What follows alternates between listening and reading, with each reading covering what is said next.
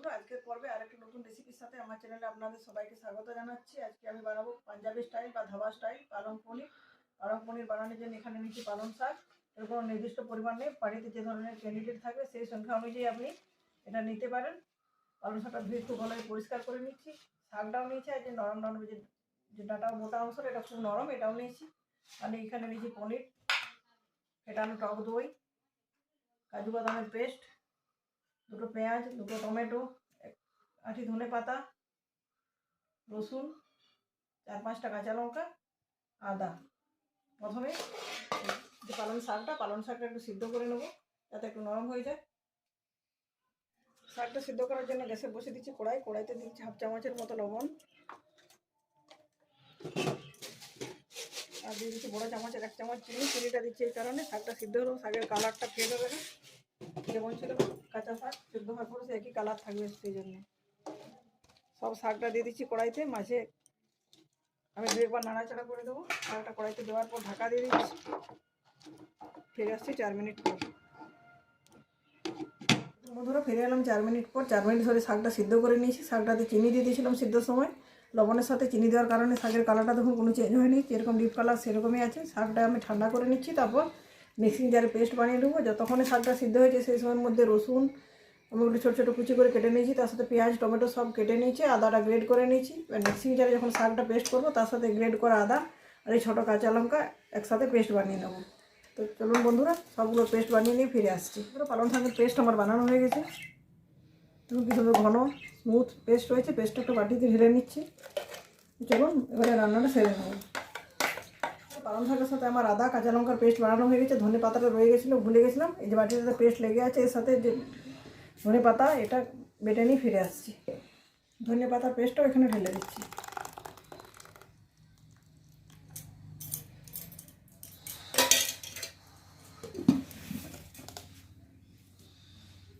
শুরু করার জন্য গ্যাসের ওভেনে বসে দিচ্ছি কড়াইতে দিয়ে দিচ্ছি গাওয়া ঘি। আপনাদের কাছে যদি বাটার থাকে অবশ্যই বাটার দেবেন, আমার বাটার নেই তাই জন্য গাওয়া ঘি ব্যবহার করছি।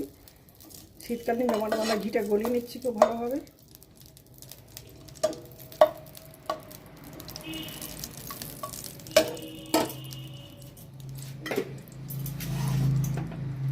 ঘিটা গলতে শুরু করা হয়েছে। গলানো ঘির মধ্যে দিয়ে দিচ্ছি রসুন কুচি। রসুনটা খুব ভালোভাবে আগে ভেজে নিচ্ছি। পাঞ্জাবি স্টাইল বানাচ্ছি পালং পনির, এই জন্য পেঁয়াজ রসুন টমেটো সবটাকে একটু বেশি পরিমাণে ব্যবহার করছি। রসুনটা আমার ওই পাশে ভাজা হতে থাক।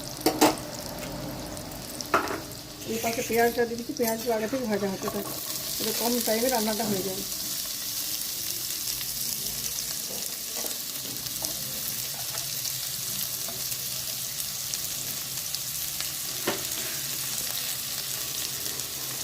পেঁয়াজটা তাদের সিদ্ধ হওয়ার জন্য দিয়ে দিচ্ছি লবণ।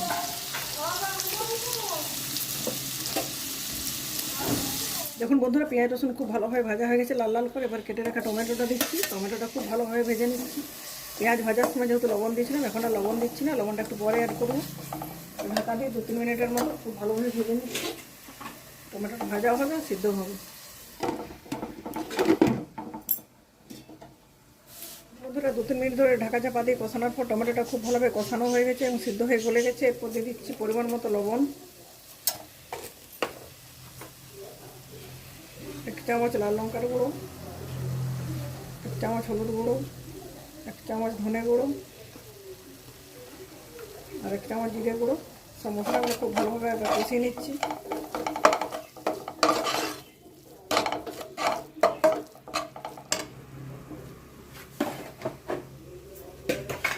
এরপরে যে পেস্ট বানিয়েছি পালং শাক ধনে আদা কাঁচা লঙ্কা দিয়ে এখানে অ্যাড করে দিচ্ছি।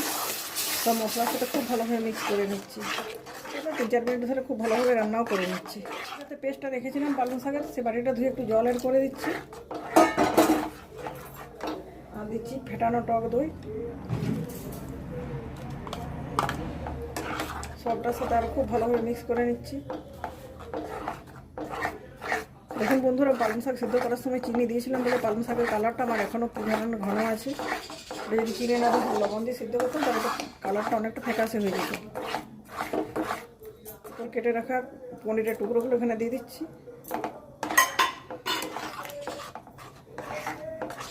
আর দিয়ে দিচ্ছি কাজু বাদামের পেস্ট।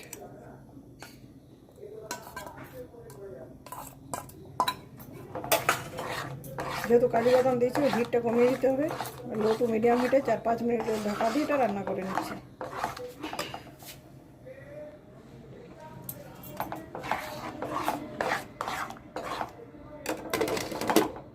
সরি বন্ধুরা, ভুলে গেছিলাম ঢাকা দেওয়ার আগে চিনি মিক্স করতে হবে। আলুর সঙ্গে একটু তেতো ভাব লাগে, সেটা কাটানোর জন্য আমি এখানে 1 চামচ চিনি অ্যাড করছি। তারপর ঢাকা দিয়ে দিচ্ছি। ফিরে আসছি 5 মিনিট পর। 5 মিনিট ধরে রান্না করার পর আমার পালং পনিরের রান্নাটা কমপ্লিট হয়ে গেছে। দেখুন এটা অনেকটা ঘন হয়ে এসেছে মিশ্রণটা।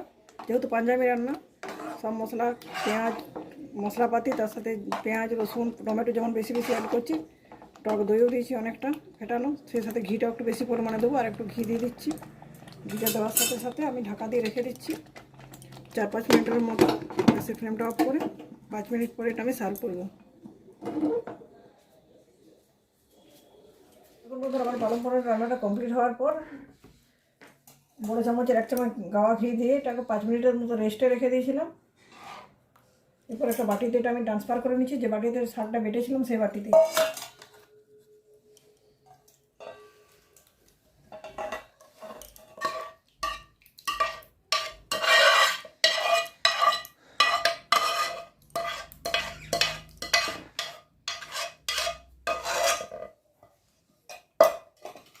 দেখুন কি সুন্দর হয়েছে দেখতেও যেরকম সুন্দর হচ্ছে খেতেও সেরকম সুন্দর হবে। যারা ভেজিটেরিয়ান তাদের জন্য একটা আদর্শ রেসিপি।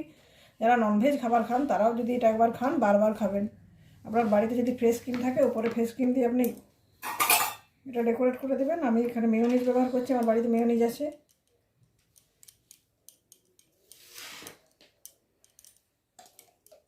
আমি আজকে গরম গরম রুটির সাথে পালং পনিরটা সার্ভ করবো। আপনি যে খাবার খেতে পছন্দ করেন বা স্বচ্ছন্দ বোধ করেন সেটা দিয়েই খাবেন। দেখুন একটা থালাতে নিয়ে নিয়েছি রুটি, এটা কাঁচা পেঁয়াজ,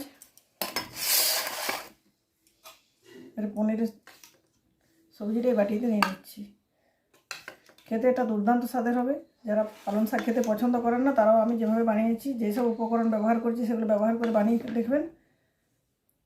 একবার খেলে বারবার খেতে ইচ্ছে করবে। তো বন্ধুরা আমার রেসিপিটি কেমন লাগলো অবশ্যই কমেন্টের মাধ্যমে জানাবেন।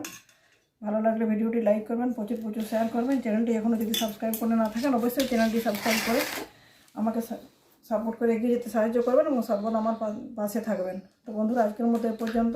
ধন্যবাদ। পরের দিন ফিরে আসছি নতুন কোনো রেসিপির সাথে।